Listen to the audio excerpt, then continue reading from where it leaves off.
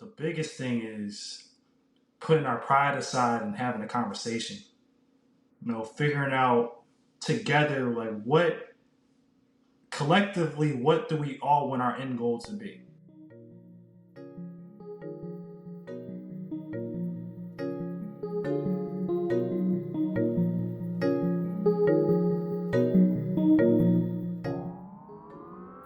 What's going on, everybody?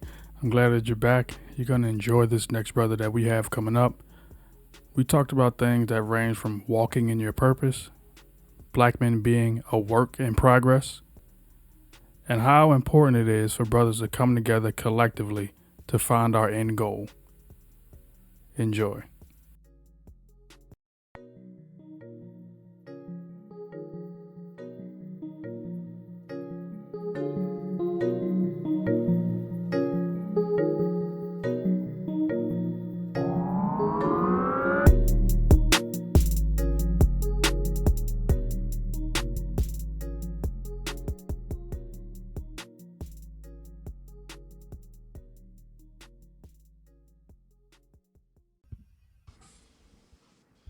Welcome back, everybody. We got another dope brother with us today.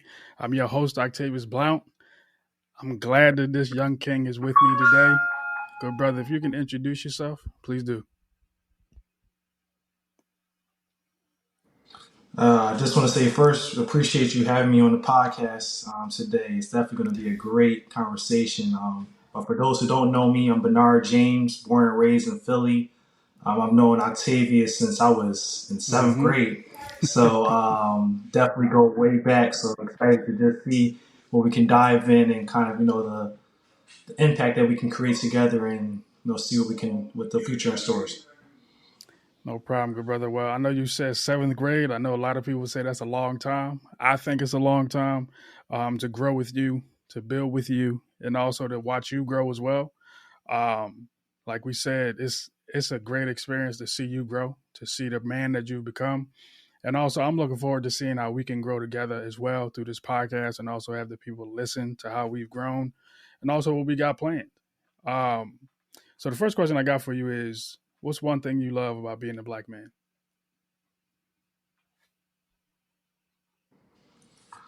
I say the one thing I love about being a black man is the value that we have in society and the way that we're able to either own the room or have a presence in the room. And even more deeper in that is that as much as we're counted out and looked over, we're also and like on the other side, we are more needed and valued as well. So as much as we're counted out, people need us the most as well too. So I think that's something I love about being a black man. Okay, I think that's one thing that I would also agree with that. Bringing in the value into a space, and understanding that in this space we may be different, we may not look like everyone in the room, but I think that's key. Having value in this space and understanding why we're in this space, and also understanding how can we make this space better, how can we improve this space. So I do want to dig a little deeper into you and also like your journey, because you talking about value, I think that you've had a lot of value in the space that you're in. So when did you discover your blackness? I know you went to Morehouse. I know you had a lot of experiences of being a black man. When did you discover that? I say the day that I discovered being a black man, man, I say sorry for all the noise. Some people doing some things back here, but the day I figured out about being a black man, I would say when I left AFS and I went to my neighborhood school and I saw more people of color that looked like me in the same institution, school wise. So and really embracing and seeing those cultural differences because AFS, for people that don't know, it's a Quaker school, private school in the Philadelphia area, but their values are a little bit more different. Like, not to say that there aren't black people that go to that school, but I was friends with Jews and going to bar mitzvahs and things like that. And then on the flip side, ended up going to Mm-hmm. Jinx from fifth grade all the way to eighth grade. You're seeing more people that when I turn around the corner in Mount Airy where I was growing up, I'm seeing those same faces and everything like that. So I think that was the moment where okay, I am black in America, and I know that there are more people that look like me out here. But I had to put myself in that space and really get that exposure to it because I was Mm. lost. I heard you say lost. You want to elaborate on that a little bit? Um, Because when you say lost, as far as being a black man in certain spaces, what did that feel like for you? I feel like I wasn't able to really exemplify or represent myself the way that I felt Mm-hmm. I could or should have because I was in these spaces where you had to dress apart, talk apart, look apart, being in the private school. So, certain slang or certain descriptions that you might have caught, just being around the way, you had to kind of like that culture shock and Yeah. that code switching. I had to learn that young, but I didn't know that was the term for it growing up and being that young as well until I had to get older. So when I got to Jinx, people were like, dang, you talk so white, or so proper and things of that matter. It's like, I thought this is how you're Yeah. supposed to talk. So I think that was like the lostness of it all. Knowing that I have both sides of those things, but I was just introduced to one side before having to turn into a whole other spectrum of life. Mm. I could totally agree with that because I know you went to Roman for a little bit, but I've known you obviously since seventh grade because you've been to the Roman camps, to basketball camps. But when you talk about culture shock, I feel like I felt the same thing when I went from a public school to a Catholic school. And it was a big shock for me because when I look at public school, I'm like, okay, everybody, we all either come from the same neighborhood or the same areas, or our parents are both parents in the household, or just one parent in the household. And when I got to Roman, it was totally different. You had people all from upper class, middle class, you had people all over the place. And I think that it was a shock for me, same shock that you had. It was nothing different when you go to college either. It's another shock within its own. So I say I agree with that because of that specific moment of just being shocked and saying, okay, this is a little different, but how can I maneuver? How can I navigate this space and get a better understanding of who I am and the people around me? So I would totally agree with that. And I do want to ask you, how did you explore your feelings when it came down to adjusting to certain spaces? I know you went to Roma for a little bit, AFS, and then Jake's. Yeah, honestly,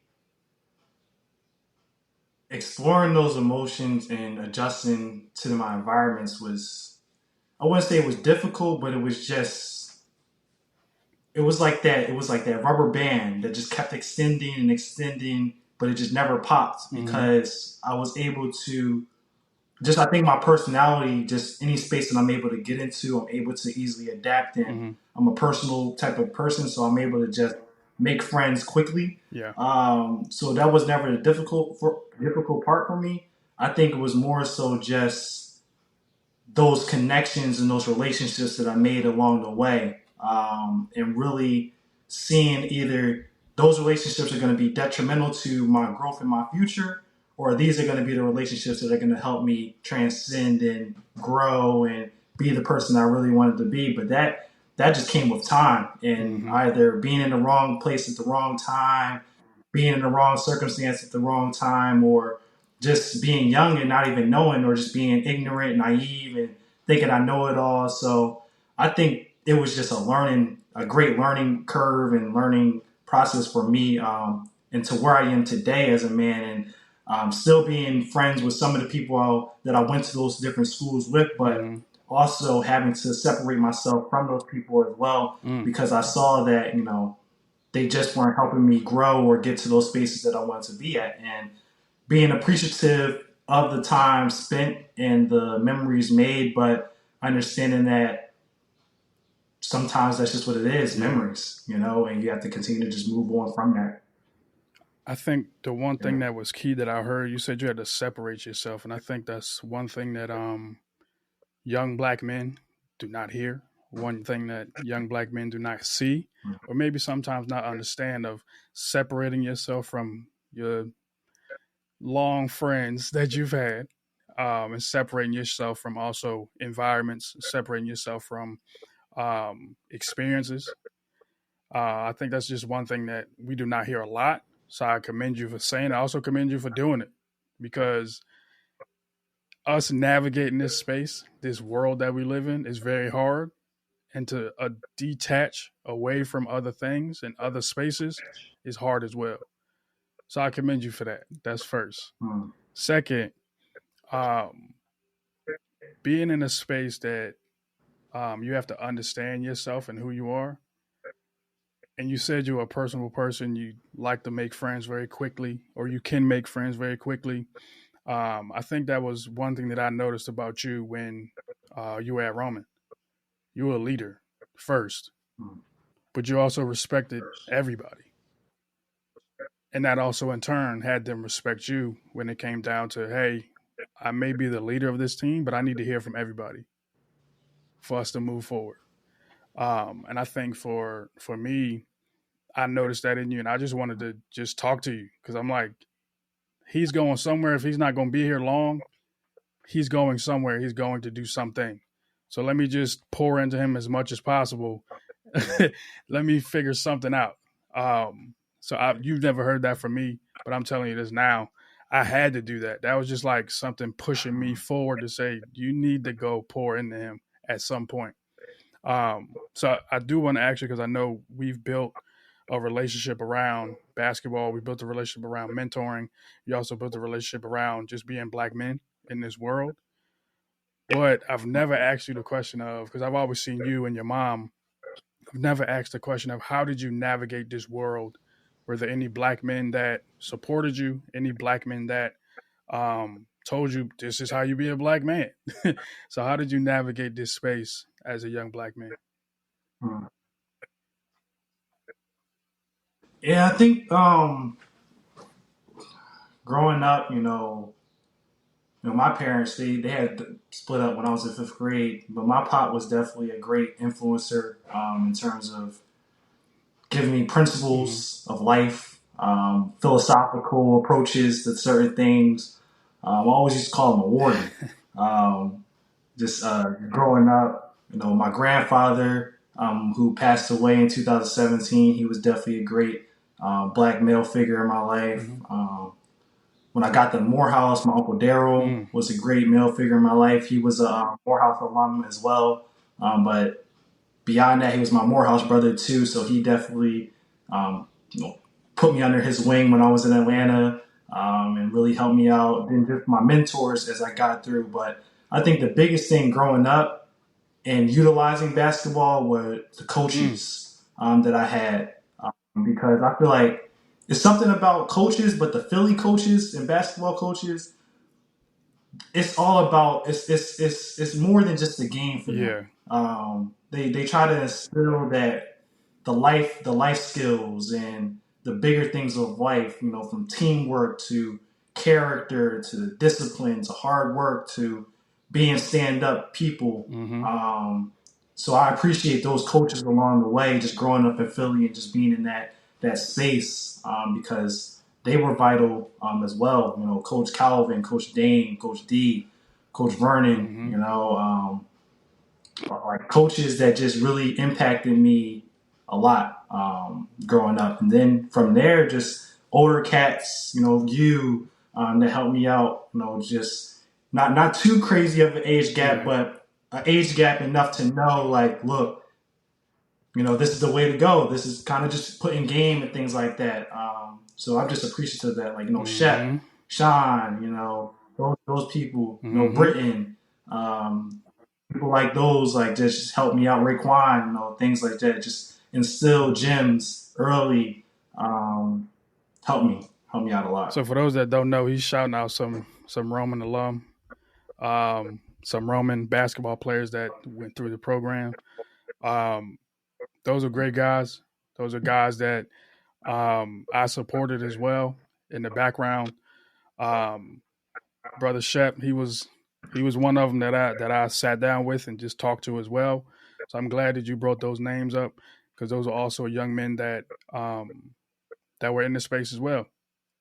They were also brothers like you Mhm. that I said, hey, either pour into them or find ways to support them. And I'm glad that you brought them up, brother. Mhm. Thank you. Um, so I do want to Mhm. get into the space of representation, exploration, and perception. Um, so for you, you have a lot of hats that you wear that I've seen, not just from when you were younger, but you've grown and like just stockpiled more hats on. Um, I do want to ask you, how do you represent yourself when you go into these rooms that you sit into and that you bring value to? Honestly, I just come into myself, and it's a quote that a professor when I was at Morehouse. Her name was Dr. Belinda Mm-hmm. White Johnson. And she always told us, every class that you come into, I want you to come as yourself, but leave Hmm. better. And I felt like that was just something that I always just stuck with. So I always just try to come into spaces and rooms as my natural self, not Okay. faking it, not trying to put this certain image. Just like, look, this is who I am. Yeah. I'm confident in who I am. You're gonna take who I am, and if you don't, then this just isn't what it's supposed to be. But I have the humility to take a step back and be teachable and be coachable and take advice if like maybe you shouldn't have gone that way or should have maybe said that a little bit differently Mm-hmm. or maybe did that differently. I always take those gems and those practices and teachings and implement those to come into the next space as myself, but better. Mm-hmm. And always figuring out how can I always grow. But I think for me, it's always just been coming into spaces, just being myself, being authentic, knowing that I don't know everything, but I know some Mm-hmm. things, and that I can bring value into the spaces. But also being coachable enough to know, like, okay, if you show me this, all you have to do is just show Yeah. me and help me out. I'll ask questions and then I'll run with Mm-hmm. it. Once you show me the blueprint, I can learn it like that. But then I also am able to just venture out and learn it on my own too, Mm-hmm. and just take those punches, take those obstacles, take those sacrifices, and I feel I get enjoyment from that too. Okay. I think one thing that I heard you say was coachable, and I'm glad that you used it in a way where it's not around sports. I'm very glad that you said it in that way because it can be used in all platforms. And you saying that I want to be coachable means a lot. That means that you want to take in information, but you also want to show them that, hey, I'm listening. And I think that's one thing that I noticed and admired about you is that whenever I talk to you, you like, okay, and you got it done. That's one thing that I loved about you. It wasn't too much talking. It's just look, I'd rather show you than just tell you and give you lip service. Um, so I want to thank you for that, for saying coachable, because that's one thing that I was going to add to you is that you were coachable on the court and off the court. So looking at how you represent yourself, the quote that you provided us today, what expectations do you have for yourself? Because when I look at you, yes, you're a Morehouse man. There are expectations of being a Morehouse man. There are expectations of being a black man. But then you're a son. You have all these different titles that you have. So how do you overcome societal expectations by being the man that you are?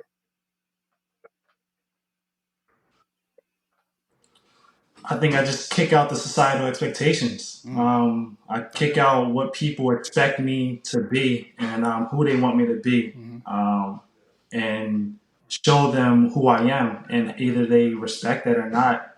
Because I feel like whether you do good or bad, someone's always going to have something to say. So that societal bearing and that mm-hmm, that that that cloud over your head is always going to be there because you're never going to ever be able to impress somebody, this person versus that person. It's mm-hmm. always going to be something that you're always going to have to double up on or one up on. So I think for me, I just kick out those societal expectations and just set my clear goals. But I think for me, the biggest thing is what does God want from me the Thank you. most, and figure out where He's really trying to steer me to the direction that He has for me. Try to continue to, like 4 months ago, it's crazy. I was talking to God and I asked Him, like, tell me my decision making process is Mm, better, to really like clarify those even more. And I asked Him, beyond what you confirm to me, whether it's from me hearing you, seeing you, listening to you, I want you to also confirm those with the values that you've given me in life as well. And my values right now, and they're always going to change. They might be different in 5 years, but currently my values are God, family, truth, love, and mm, wealth. So any decision that He's confirmed or placed in my heart, whether through listening, hearing, or seeing Him, I also want to make sure that it aligns with at least one of those values that He's presented as well. And if I feel that urge and that spirit that everything is aligned, then I'm gonna go mm, all for it. And I don't care about any outside voices, what anybody has to say or feel about it. It's like this is what was put on my heart. I talked to the one person that I know will never steer me mm-hmm, wrong, and whatever the outcome from that happens. But I know that this was the right choice because it was mm, confirmed. Double time. mm. I'm usually not speechless on this podcast. I tell everybody that it's every guest that I had on has either said something that has made me, yeah. It's certain things you just can't say after someone says that because Mm. that's facts. Like the man upstairs is the first person you should talk to, but then you're also your Mm-hmm. worst critic at the end of the day. And when you just said I go to him first, and if it aligns, I'm in the same boat because if he tells you Mm-hmm. and if you feel like things are aligned with your family, the truth that you're telling, the truth that you're expressing, the love that you're presenting to other people, that last part, that last word you said, that's going to fall right into place. Like at the end of the day, it's going to just fall right into place because all the things that you listed and all the things that you put into this category and this line that you have, wealth is going to come. Wealth of knowledge, just Mm-hmm. wealth of money, wealth of just abundant love. That's all going to fall into place. And him giving you these thoughts, these various ways of thinking, these various ways of just taking action and the things that you're doing in the community, can't nobody stop you. That's just for everybody, but mainly for you. Ain't nobody stopping what you got going on. That's why I'm proud of you. Like that's exactly why I'm proud of you because you didn't stop. You didn't.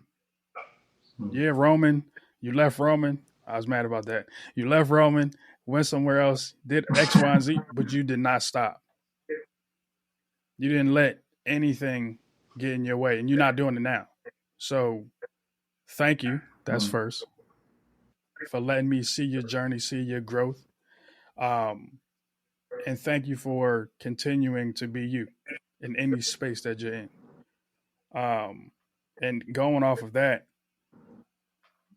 looking at myself, looking at you, looking at the other black men that you've named, society looks at us as in a certain way. They do. We know that already. Mm-hmm. The only way that I think it can change is by me asking this next question. How do you want society to perceive black men?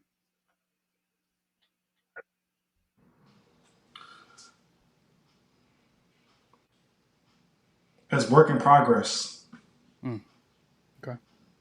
A work in progress. Work in When I progress. say that, it's that we've had numerous amounts of trauma, things that we're still unpacking, things that we don't even speak about Mm, as black men, things that we have to just suck up and just keep moving forward with. That sometimes it doesn't even feel like we have anyone to lean on and talk to. So mm, I think I think what society should just look at black men is just like we're work in progresses. Like we're going to get the job done. We're not going to have it all together. We're not going to be 100%, but we're continuously trying to improve, Mm-hmm. and that's what I think what really matters. And I think people are starting to understand that, taking heed to that, and respecting that. And that kind of goes back into the first part. What I love about being a black man is that they understand our value, because they know we're work in progress, and that we're not content, and that we're not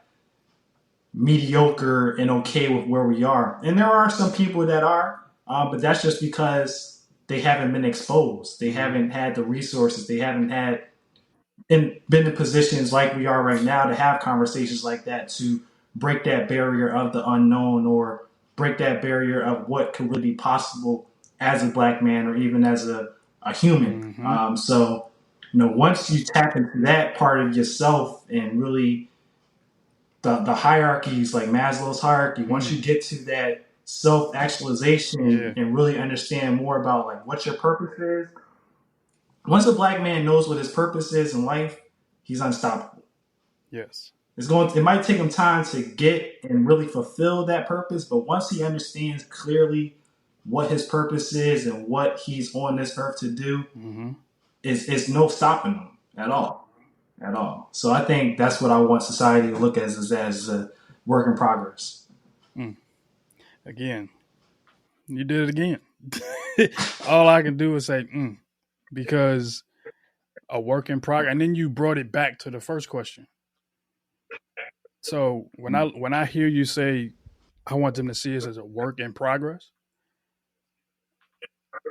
I feel like black men do not get that opportunity to say, I am a work in progress.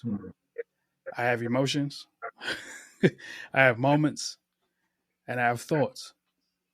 But I'm at the end of the day, I'm a human being at the end of the day, just like everybody else. Mm-hmm.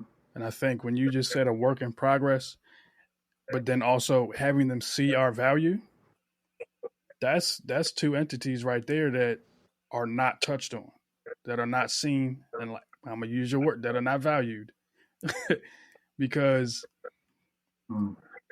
we love each other so much. It's even happening within our own community. We don't see each other's value, but we also don't acknowledge that you're a work in progress. But I also have the skills that you may need, and vice versa. Mm-hmm. I see you, but I don't want to work with you because you're not on my level yet. You're a work in progress, like you just said. You're a work in progress. How can you be elevated to where I am? Or how can I help you get there?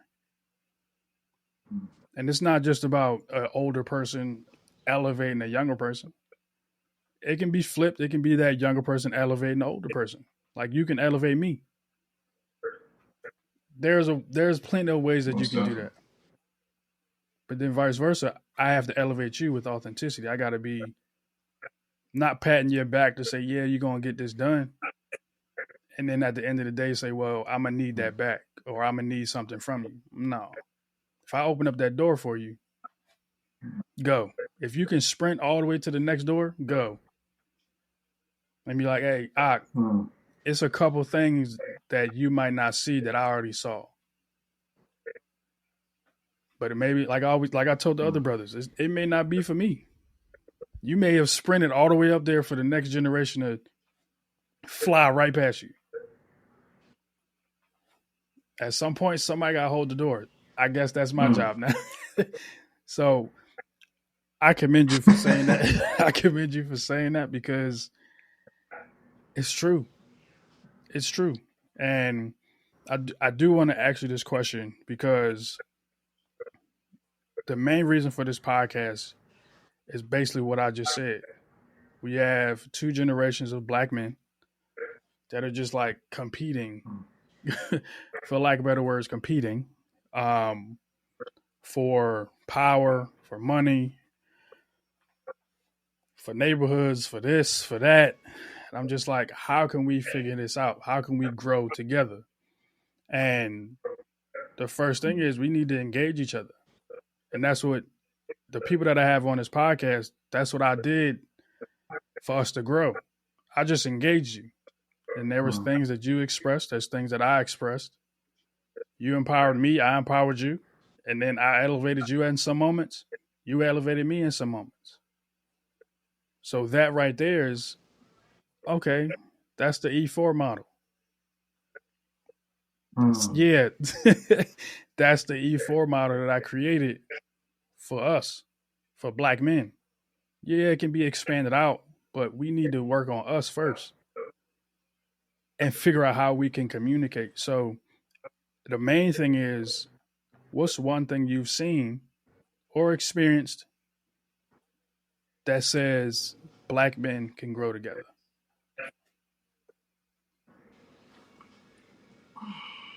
man. It's a few. I think it's a few instances. You know, you got Nas and Hove squashing their beef. That right there. You have people that I've seen, like just even just looking in Philly, like the amount of black leaders that we have that are Mm-hmm. young. From things that you do with the brother Stroll to my man Mm-hmm. Buddha and his Yep. Power Power Circle Circle Mentors. initiative. And, DJ McFadden with the Now You Foundation. Myself with Philly EDA. Other people that are just doing big things in the community. As I plant a Mm-hmm. seed in their Ryan initiative. Harris. It's a lot of just African American men in Philly that are doing big things and trying to make change. What What I I wish I think knew. what I wish I Yep. knew Manny. foundation. Yep. Yeah, like things like that. Like even Mm-hmm. Manny, like he grew up in Yep. Mount Airy, right around Martin Luther Mm-hmm. King, and I was seeing him you know around and things like that over by Johnson and Stanton and things of that matter, around the way. But just seeing how he was able to change his life around and the impact that he's been able to make in the community and things like that, like just showing the proof of concept. Honestly, like showing like, look, you have six different brothers right here that were at one point in their life, maybe not doing the best, maybe doing certain things that they knew they weren't supposed to be doing, but at some point they found that switch and now are making change not only for themselves continuously, but trying to now reach back and make that change for the next person that looks like them. So you have six representations of black men in just one city. That's not talking about Atlanta, DC, New York, everywhere else. You just have one population where you have at least six black men that are making change from this point in their life to this point in their life, and now they're trying to be grassroots to other people. So I think that right there, just showing people the proof of concept, the work that we do, and the big word, like the value that we bring. Just trying to just continue to tie that back. Like this right here is just proof that you don't have to be the same person that you were yesterday or 5 years ago. Like you can continuously improve. But the biggest thing is that you have to have the will and the want to do that. Like we all had to at some point be like, I'm tired of living this life. I'm tired of being in this position in life. Like I want something better for myself. I want to make change. Like this is what I want to do. Like this is what I want to do. Like you have to have that desire and that fulfillment and that need to want to change and be that change before you can try to change other people. You have to start changing yourself. Like even like loving yourself. Like you got to love yourself first and respect yourself first before you can go out and love and respect somebody else. So it's all tied in together. It starts with you. You make those steps, take those actions, and then you build that proof of concept where people can either believe in what you do, respect what you do, or buy into what you do. But it all has to start with you first, like acknowledging where you are, where you want to be, and then that middle ground, how do I get there? And that's either through learning, taking courses, putting yourself in positions, getting lectures, getting mentors, trial and error, whatever it might be. But you in that middle part, that journey, it's like, okay, I was here. I want to get here. How do I get there? How do I get there? What do I need to do? Like I was at one of my Morehouse brothers going away function the other day. They live in a fat home, like it's crazy. So I asked his pop. Like, I said, what do you do? How do you do it? And when did you start? Great questions. You know, like just really trying to figure out, like seeing a representation of like someone that looks like me, living in this nice, pristine neighborhood. I know I want this for myself and my family at one point. What did you do? How did you do it? How long did it take you to get there? Because you're doing what I'm trying to get to. So instead of me trying to reinvent the wheel, let me go to the wheel. Yeah. Let me try to help you fix your wheel to make it look better. You know, like that's what it is for me. Wow. Let me go to the wheel. I hope y'all heard that. He said, "Let me go to the wheel." I think that's also another thing that young black men need to hear, because sometimes we think we need to recreate it, find somebody that's doing it that's like all the way up here, but we forget the people that are like smack dab in our community. We forget about them. We just named 6 people that are doing things in Philadelphia, but some of these young black boys may not see them. They may not know about them. And I think they're the wheel that if you want to do things in your community, if you want to change your life around and start doing things in your community, you just name 6 of them that you can find. And you seeing black men that are established, black men that are family oriented. Some young black men don't get to see that every day. And to have these black men in their community is valuable. It's an asset because the work that you're doing, Manny, Buddha, Ryan Harris, all these brothers that we named, we know what they do. So again, thank you for naming them. it's just crazy because we named people that are from different generations. I could name some. You got Bilal Qayyum. You got all these brothers that are older than us. We got brothers that are younger than us that's doing great work. And there's still, it's still that tension of I got to do me, I got to do mine. But it's also that question of, okay, how can we grow together? That's a question that I got for you, is like, how can we grow together as black men? Like putting that tension aside, what do you think we can do to grow together? I think the biggest thing is putting our pride aside and having a conversation. You know, figuring out together, like, what collectively, what do we all want our end goal to be?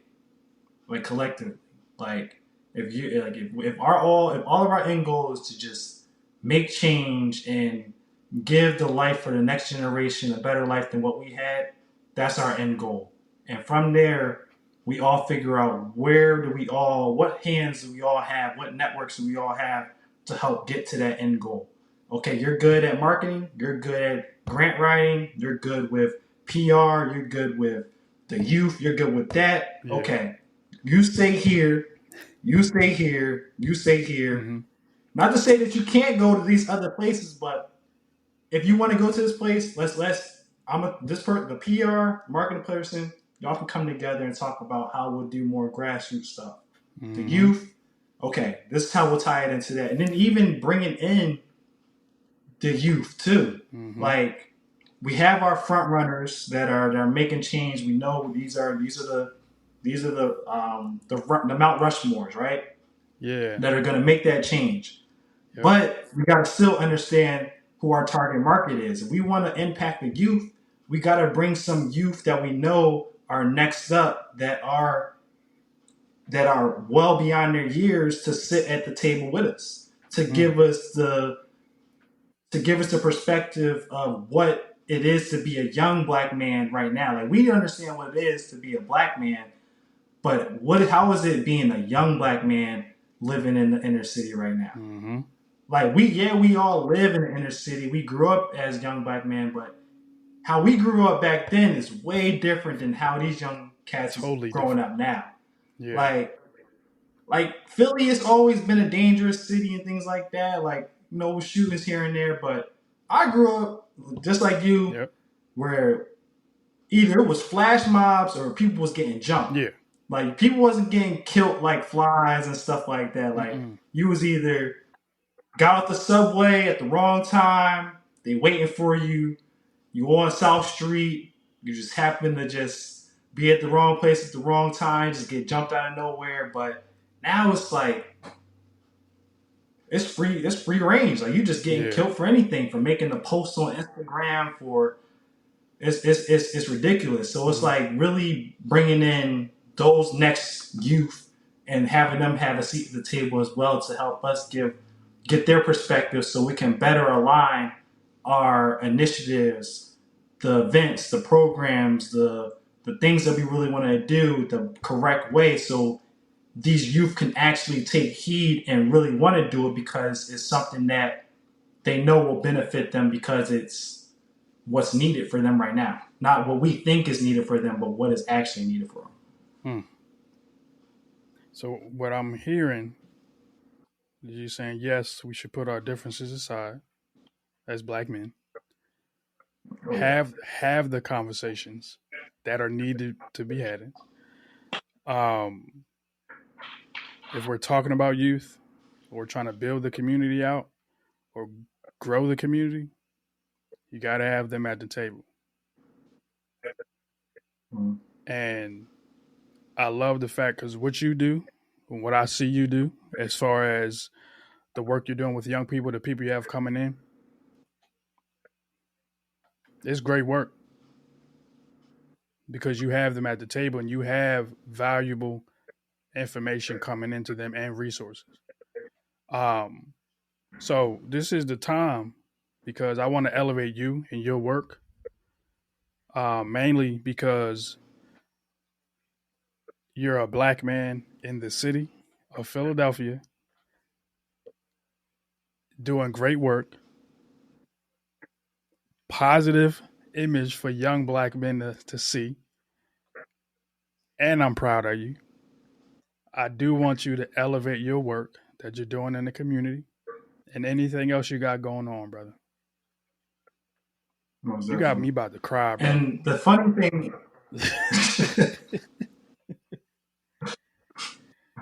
and the crazy thing about what you said there is, I'm born and raised in Philly, but a lot of people don't know that these last 3 years I've been in DC. Mm, These last three okay. years, and I travel.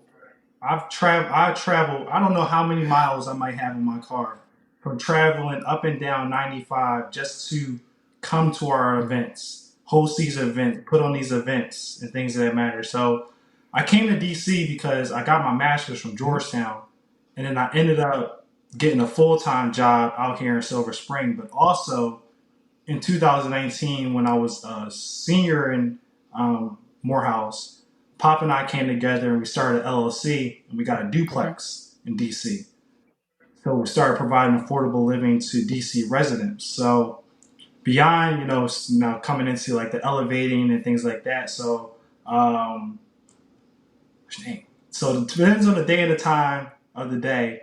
But by day, I'm a global HR associate for this company called Panagora Group. It's in Silver Spring, Maryland. They're an international development company. They're a private sector company that works with USAID, so the United States Agency for International Development, and I do global human resource for them. So recruitment for their home office, but also their activity office, whether it's in Sudan, Uganda, Indonesia, Colombia. I do that recruitment side. I do performance management, DE&I, and then any other HR duties that they might have. That's on the daytime side. After that's over, or since I work remotely, if a lot of my work's done, Mm.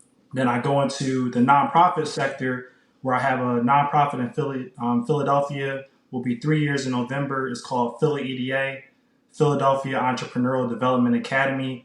And our whole mission is to educate the inner city youth in Philadelphia to define life on their terms through real world business and technological programs, schooling, and mentorship. So, bridging that gap between program and exposure to inner city youth to have them understand the options that await after high school beyond just college, but also trade school, starting their own business, getting into the workforce, military, those things that aren't really talked about or highlighted in high school. For some schools, some schools are starting to get on that train and providing more alternative options after high school, but really providing those initiatives, programs that align with business skills, tech skills, critical thinking, and career readiness. Mm. So whether it's strategic programs that align with those, or we have strategic partnerships that organizations in the city of Philadelphia or outside focus on those different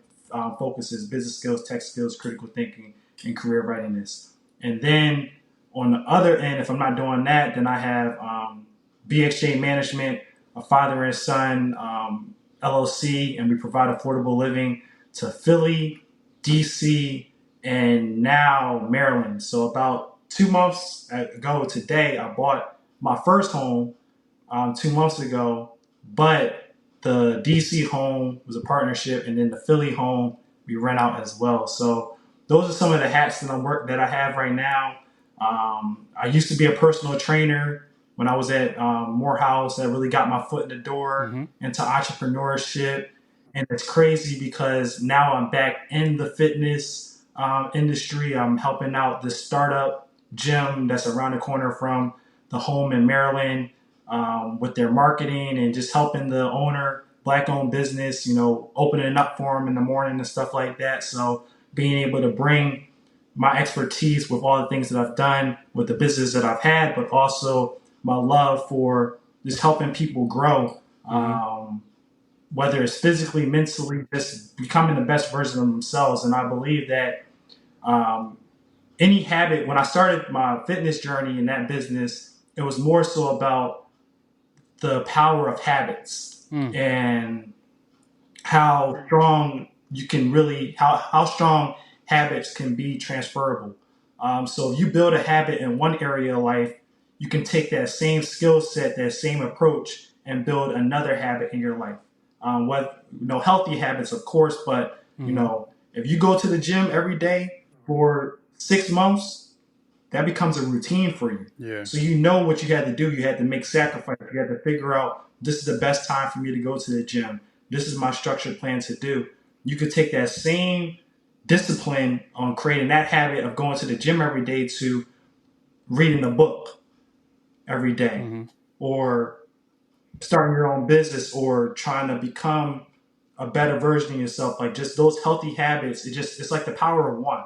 You just take one day at a time, and that's why I use this brand mantra. One of them is called Day by Day.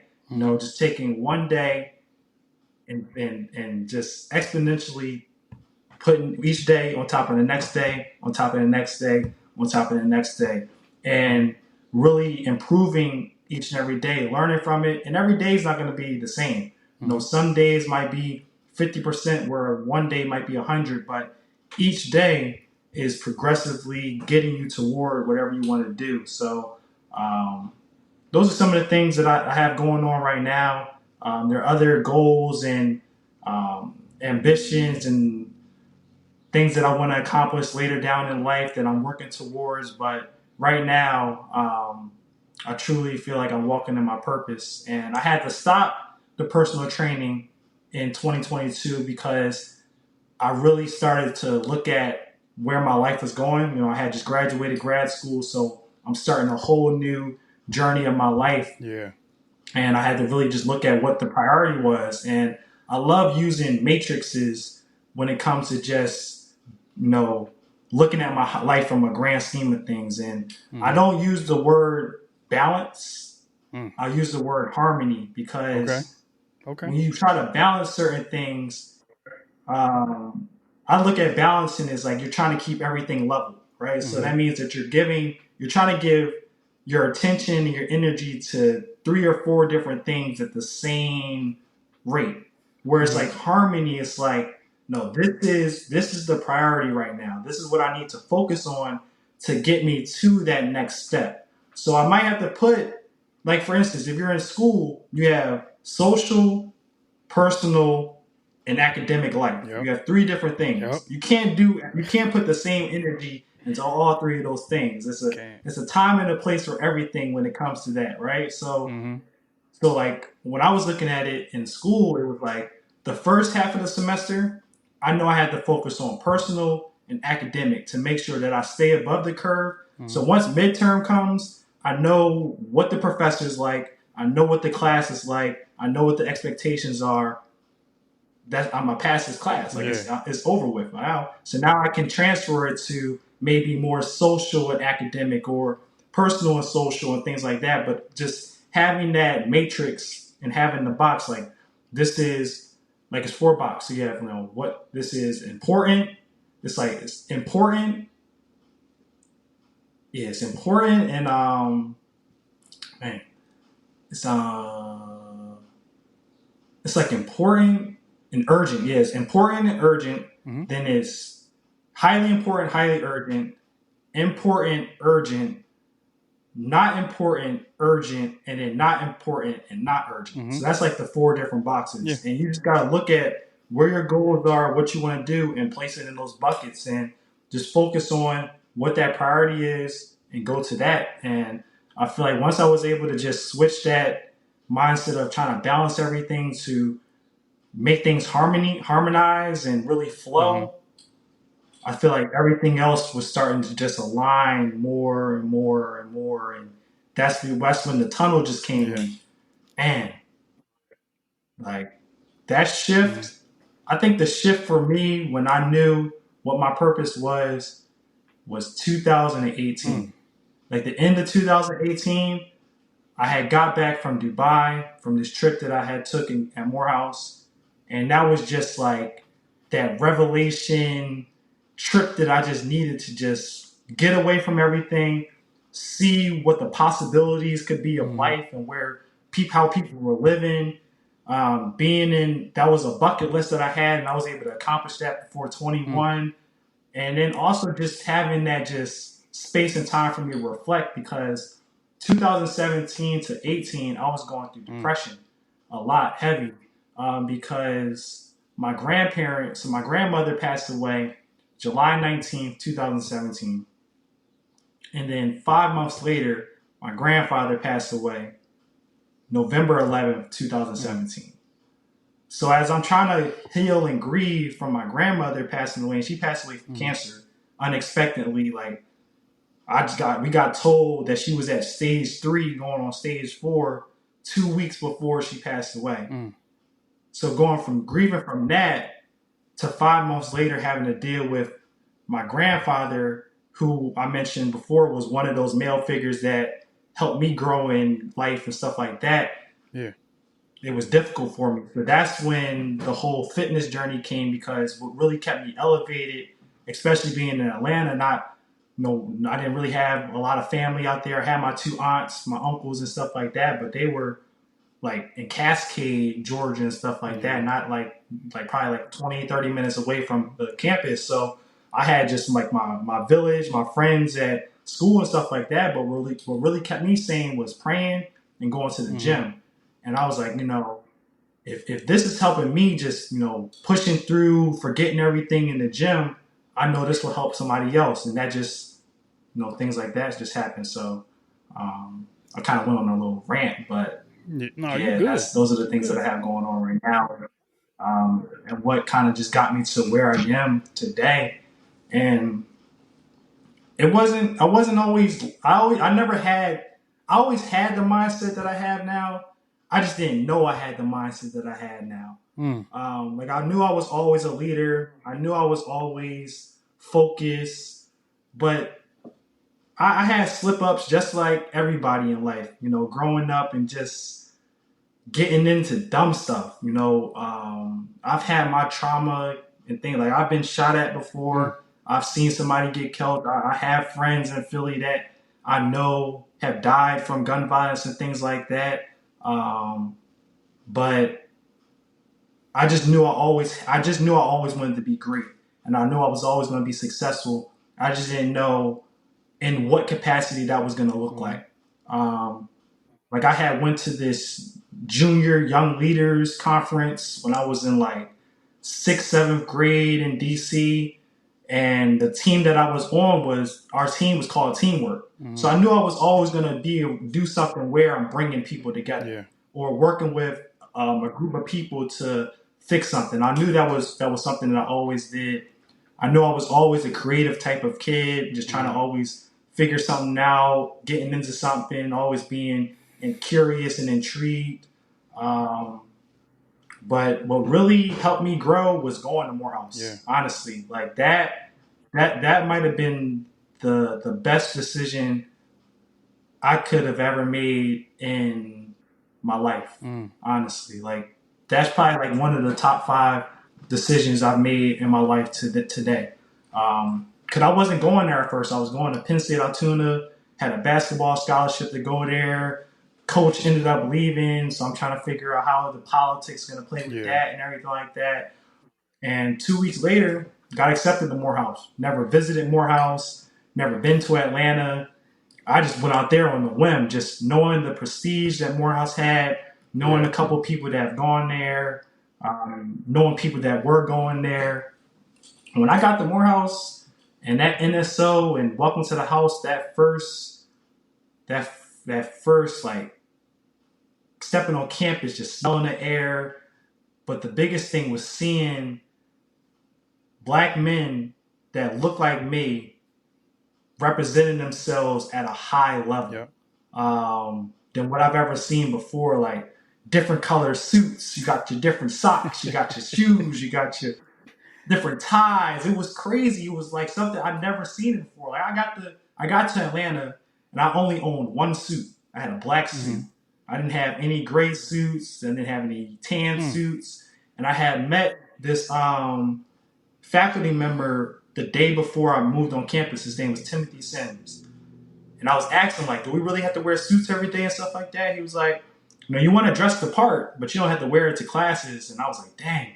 So the next day, went to Macy's or somewhere, bought all these suits, went to Marshalls, got all these button downs. It was like that's when I knew, okay, I'm really here and I really want to do that. But being at Morehouse, it's the only place in the world where their target market is African American men, Mm. and every person that goes to that school, either they're from an inner city or they might not be, but they look just like you, Yeah. and they're all their mission is to do is just to make the world a better Yeah. place, whatever medium that might look like, however they get there.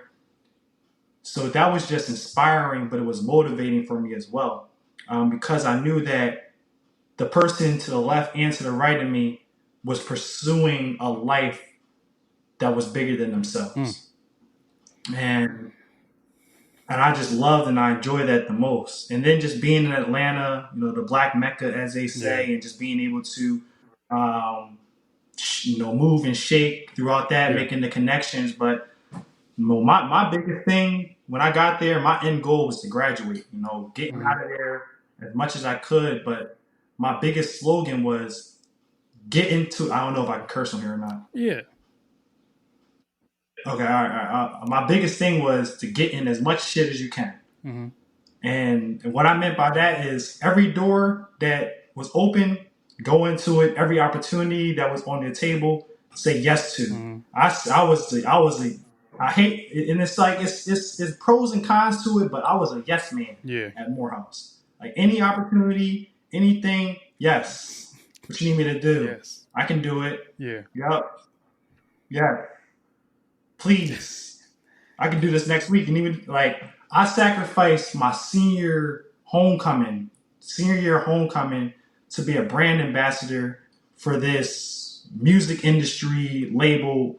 And I'm not even in the music industry. It was just an opportunity to network with people. I knew friends that were trying to get into the music industry. So putting them in position to be brand ambassadors with me and stuff like that. Yeah. So it was just like it was crazy. Like then being able to get into the alumni office and working with them and being able to expand my network with that was great.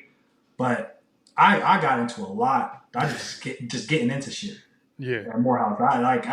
It didn't matter what it was. I was just like, yo, like I know this is gonna be beneficial for me or it will help somebody else in the long run. Yeah. I'm all for it. Like, and if it looked cool or not, I would just like, look, let's do it. Like, I remember I was doing like voting polls up at 5 o'clock in the morning, going to the voting poll, just trying to encourage people to vote. Like, I knew the importance of it, but people looking at me like, you waking up at 5 in the morning to go get people to vote. I'm like, look, man, it's bigger than myself. I'm about to get paid for this.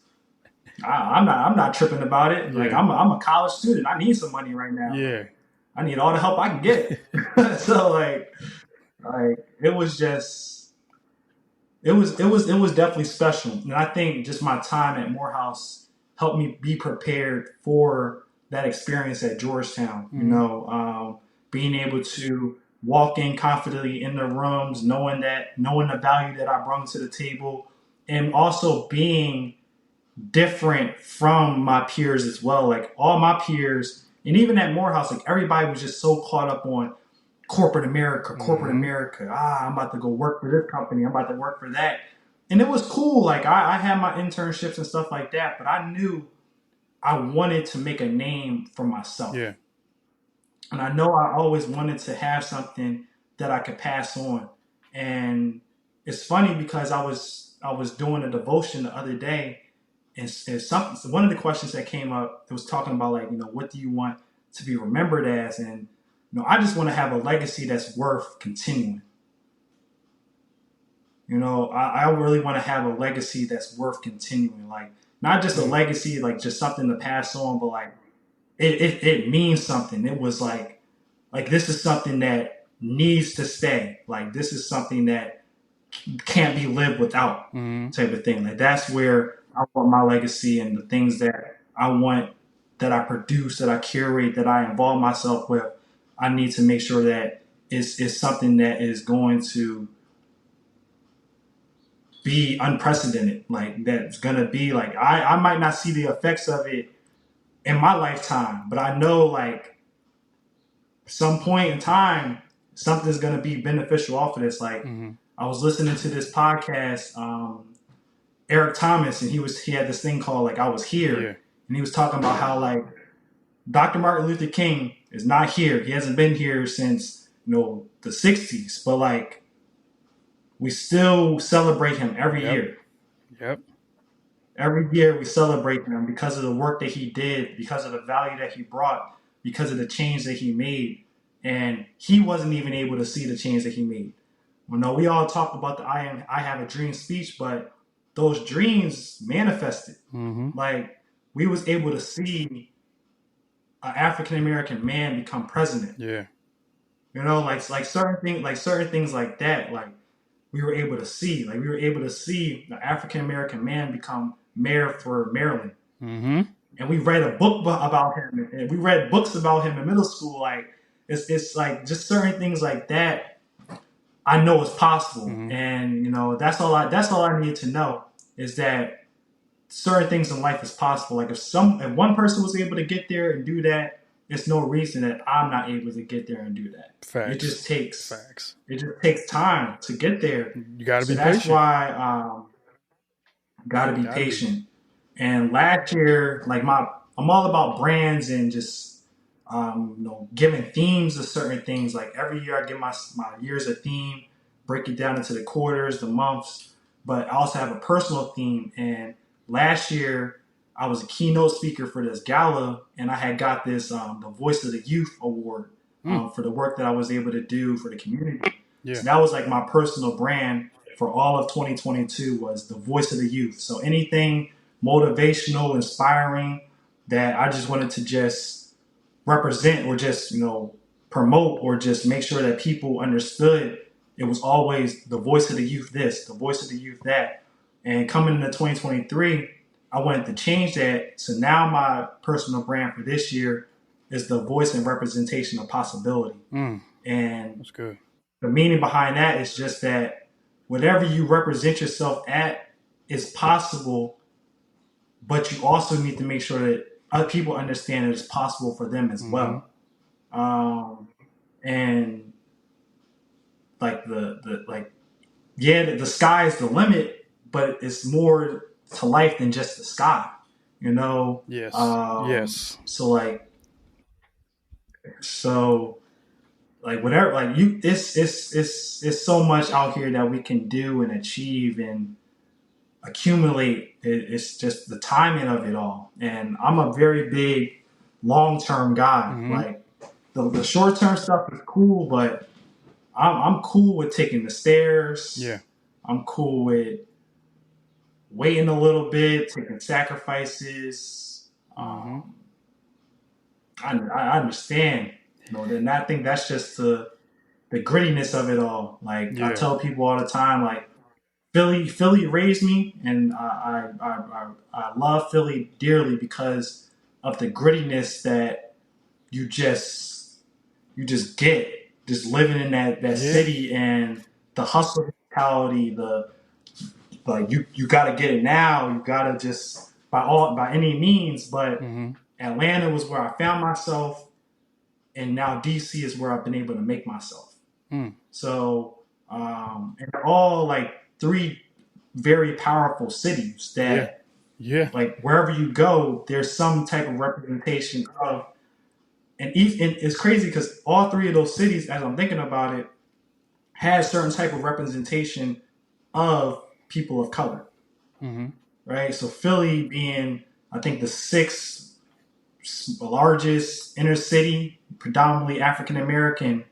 You have Atlanta, the Black Mecca, but you also have Washington D.C., which used to be Chocolate City, but you have those Prince George's County, Charles County, the two wealthiest black counties in America. You have D.C., which is still highly populated with African Americans, a little bit of Virginia as well, but just being able to be around that space has been helpful. So, you know, to sum it all up is, you know, be the change. Whatever you want, anything is possible. Keep your faith in whatever you believe in. Take it day by day, and you know, get into shit and be okay with like be comfortable being uncomfortable. Yeah. Be comfortable being uncomfortable and talk to people, you know, because you never know where a conversation might take you. Yeah. Like, never know. Never know. Bro, I do want to say thank you because you trusted me for a very long time, and I know we talk through text. I know we talk on the phone sometimes when we talk through Instagram, but this was just a breath of fresh air because I got to see your journey and I got to be a part of it. I'm still a part of it. I still want to see what your next chapter is and your next book and your next this and your next that. But the main thing that I want to take out of that is that you said I'm walking in my purpose. And I want to say thank you because you've given me books to read, you've given me quotes to listen to and hear throughout your statement that you said. I can't say anything else. I don't have anything else to add because you poured into me. And I think that's what I needed to hear because I pray for wisdom, I pray for understanding, and I pray for guidance. And I think that you're giving me wisdom. And that's why I said I can't say anything because the wisdom that you were just giving me through your journey, through your trajectory, I just had to listen. And I want to say thank you. I do want to ask you, where can people follow you? Where can people find the stuff that you're doing? This the time, brother.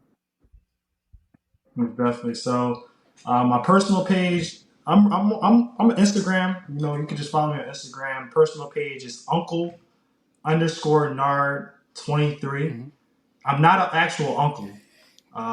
It's just I have an old Yes, you soul, do. but my sophomore year, uncle is actually an Mm-hmm. acronym. So undisputed nostalgic character leveling every day. Mm. So I came up with that when I was a sophomore. I kind of just ran with that Mm-hmm. forever. Yeah. But it's uncle underscore nard 23, and then Philly EDA is Philly EDA underscore. So Mm-hmm. PHILAEDA underscore. Um, and then BXJ Management, you can just DM me on Instagram about that if you're interested about that. We'll be having some stuff coming up soon for that. But yeah, that's where you can find me. Okay. Well, I'm gonna plug some things too. On my end, for us at Urban Thinker Media, you can follow us at Urban Thinker Media. You can also check out my website at octaviusblount.com. We have all things from Urban Thinker Media Audio Network. We also have another podcast called The Black Men Express Show, where black men express themselves in ways that they not get the chance to in different spaces. But last but not least, I want to say thank you. I want to say I enjoyed this moment. I enjoyed this time together. Brother, I love you. Um, hopefully, we can get a chance to just connect. Hopefully, we can get a chance to build and grow together like we've talked about on this podcast. So, again, brother, I want to say thank you. I want to say thank you to those that's listening. You can catch us with another dope brother here on the Miller Brother Podcast. Peace.